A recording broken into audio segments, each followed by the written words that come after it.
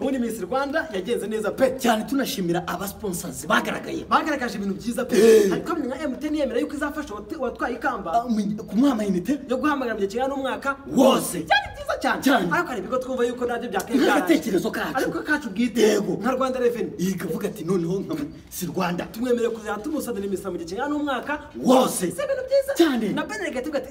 ariko se Miss Rwanda birakwiriye yuko agenda azengutse no tishaje oya tuzatumwemera kumuha amafaranga amashamye kinga n'umwaka wose na RDF ingabo z'u Rwanda dore noneho ko Miss nabonye afite utuntu turavuga Miss wacu imigeri y'amatwi bakabira turi mu Miss wacu nawe ntabwo ibintu by'ubusivile tubishaka wa mugani reka tumuheze kosi y'umwaka wose bikamufasha cyane nabihaye Imana ye bakabizamo kugira ngo azaba arimo gushaka kwesa imihigo abadayimoni babizemo bavana gukasa amadayimoni nge twaza akavuga ati ndabyemeye